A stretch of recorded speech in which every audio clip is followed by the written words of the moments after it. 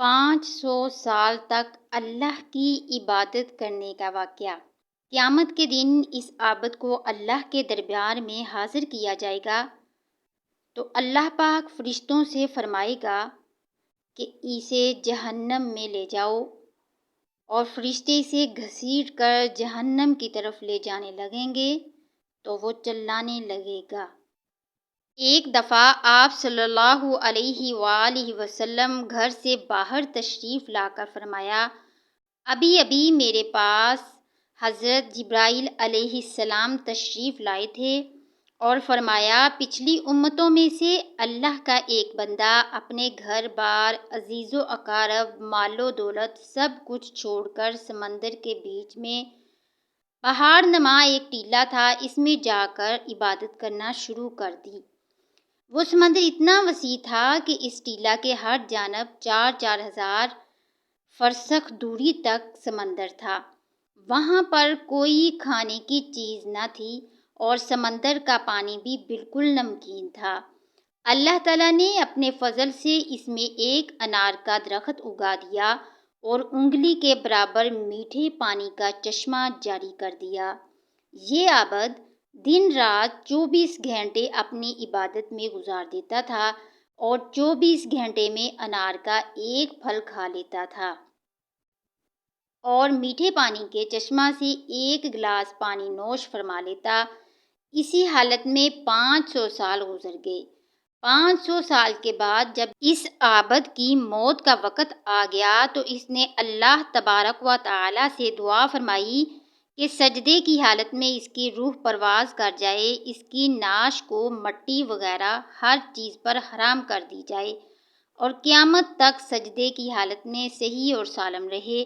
اللہ تعالیٰ نے اس کی دعا قبول فرمائی، سجدے کی حالت میں اس کی موت ہو گئی اور اللہ تعالیٰ نے ویسا انتظام کر رکھا کہ قیامت تک وہاں کسی انسان کی رسائی نہیں ہو سکتی۔ قیامت کے دن اس عابد کو اللہ کے دربار میں حاضر کیا جائے گا تو اللہ پاک فرشتوں سے فرمائے گا کہ میرے اس بندے کو میرے فضل سے جنت میں داخل کر دو، تو وہ عابد کہے گا، اے میرے رب، بلکہ میرے عمل کے بدلے جنت میں داخل کر دیجئے، کیونکہ میں 500 سال تک ایسی عبادت کی جس میں کسی قسم کی ریاکاری کا شائبہ بھی نہیں تھا۔ اللہ پاک پھر فرمائے گا کہ میری رحمت سے داخل کر دو، تو یہ بندہ کہے گا کہ میرے عمل کے بدلے میں داخل کیجئے۔ تو اس پر اللہ پاک فرمائے گا کہ اس کے عمل اور میری دی ہوئی نعمتوں کا موازنہ کرو۔ موازنہ کر کے دیکھا جائے گا کہ اللہ نے جو اس کی بینائی عطا فرمائی ہے، صرف بینائی کی نعمت اس کی 500 سال کی عبادت کا احاطہ کر لے گی۔ اس کے بعد پورے جسم میں کان کی نعمت، زبان کی نعمت، ہاتھ کی نعمت، ناک کی نعمت، پیر کی نعمت، دل و دماغ کی نعمت، ان سب کا بدل باقی رہ جائے گا۔ پھر ان کے علاوہ جو 500 سال تک اللہ نے میٹھا پانی پلایا ہے اور انار کا پھل کھلایا ہے، ان تمام کا بدل باقی رہ جائے گا۔ تو اللہ تعالیٰ فرمائے گا، اس کی 500 سال کی عبادت تو صرف ایک نعمت کے بدلے میں ختم ہو گئی، ہماری باقی نعمتوں کا بدل کہاں ہے؟ لہٰذا اس کو جہنم میں داخل کر دو۔ تو فرشتے اسے گھسیٹ کر جہنم کی طرف لے جانے لگیں گے تو وہ چلانے لگے گا، اے میرے رب، محض اپنی رحمت سے مجھے جنت میں داخل فرما دیجئے۔ اے میرے رب، تیری رحمت بڑی وسیع ہے۔ اللہ کی طرف سے کہا جائے گا کہ تجھے تو اپنی 500 سال کی عبادت پر بڑا ناز تھا، اب تیری عبادت کہاں چلی گئی؟ اور خطرناک سمندر کے بیچ میں نے تجھے انار کے پھل کھلائے اور 500 سال تک مسلسل میٹھا پانی پلایا، میری ان نعمتوں کے بدلے میں تم کیا لائے ہو؟ تو وہ کہے گا، اے اللہ، آپ اپنی رحمت سے مجھے جنت میں داخل فرمائیے، آپ کی رحمت کے بغیر کچھ بھی نہیں ہو سکتا۔ پھر آخر میں جب حجت تمام ہو جائے گی تو اللہ پاک فرمائے گا، میری رحمت، میرے فضل کے ذریعہ اس کو جنت میں داخل کر دو۔ پھر وہ اللہ کی رحمت ہی کے ذریعہ جنت میں داخل ہو سکے گا۔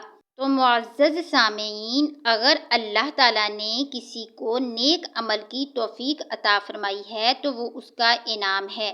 اگر اللہ کی طرف سے توفیق نہ ہو تو موقع ہونے کے باوجود انسان عمل نہیں کر سکتا۔ مطلب ہمیں اپنی عبادت پر ناز فخر نہیں کرنا چاہیے، کیونکہ جنت میں جو ہے وہ صرف اور صرف اللہ تعالیٰ کی رحمت سے ملے گا۔ یہ حدیث شریف امام حاکم شہید نے مستدرک حاکم میں حضرت جابر رضی اللہ عنہ سے ایک لمبی روایت نقل فرمائی ہے جو صحیح سند کے ساتھ مروی ہے، اور اس حدیث کو امام منذری رحمۃ اللہ علیہ نے اپنی کتاب میں نقل کیا ہے۔ عربی عبارت کافی لمبی ہے، اس لیے صرف اس کا خلاصہ پیش کیا گیا ہے، شاید ہمارے کسی بہن بھائی کو فائدہ ہو جائے۔ ویڈیو اچھی لگی ہے تو لائک اور کمنٹ لازمی کر دیں، اور ثواب کی نیت سے ویڈیو کو آگے شیئر کر دیں۔ جزاکم اللہ۔